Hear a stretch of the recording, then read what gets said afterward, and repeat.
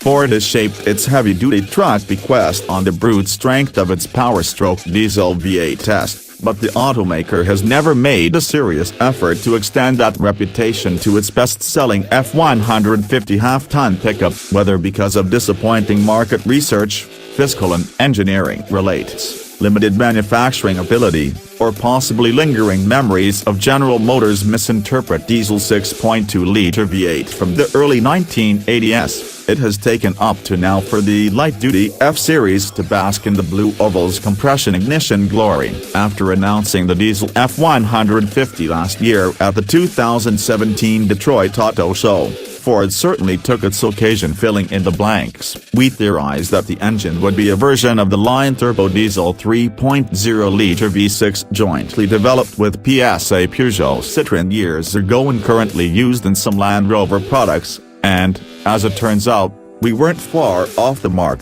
But the EcoBoost-branded version headed for the F-150 has undergone some reasonably significant upgrades thanks to the same Ford engineering team that brought us the 6.7-liter power stroke. To ensure that the engine has the grit to stand up to the abuse of domestic pickup truck proprietors, Ford began to overhaul at the bottom by fitting the 3.0-liter V6 with a forged crankshaft, like the one found in the 2.7-liter EcoBoost gasoline engine, complemented by purpose-designed main and rod bearings. A variable geometry turbocharger takes care of increase, and common rail direct injection passing up to 29,000 pounds per square inch treats the GAW supplying, while dual GAW filters keep the supplying clean. Aluminum cylinder heads sit atop a compacted graphite cast iron cube, and a two-stage petroleum pump keeps the 6.5-quart oil supply circulating with an eye toward efficiency by reducing parasitic loss. Ford is calling for 150,000-mile service intervals on the timing belt,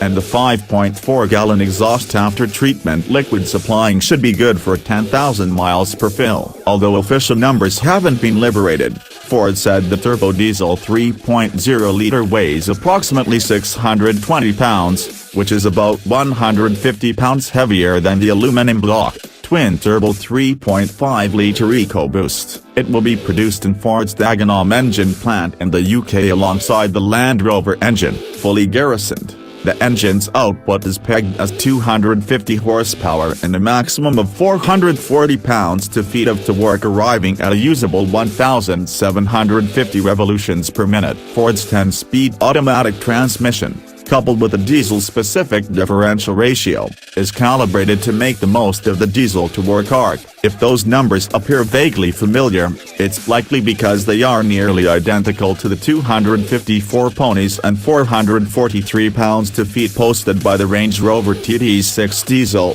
which shares the same basic engine minus the F-150 specific upgrades. It's difficult to talk half-ton diesels without at the least a brief glance across the street to the Ram 1500 Eco Diesel, the first such player to arrive in the half-ton segment in many years. It has a turbo 3.0-liter V6 diesel currently rated to pump out 240 horsepower and 420 pounds-feet of torque. One-upmanship in the truck game is, well, video games.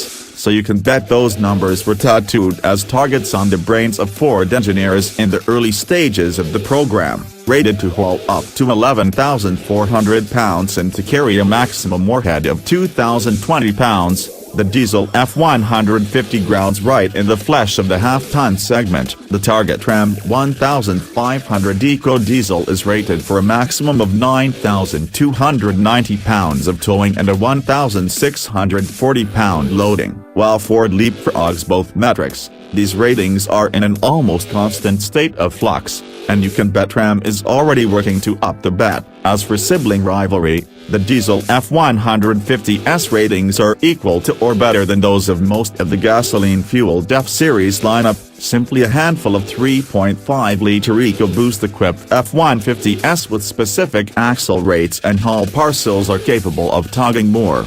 up to 12,200 pounds. Ford said it have so far been subjected to 3.0 power stroke to the Circuitus Davis dam test, where it ascended a 13-mile route with a 6% point in temperatures cresting 100 degrees without any loss of strength. So it's seemingly up to most tasks that you'd tackle with a half-ton truck.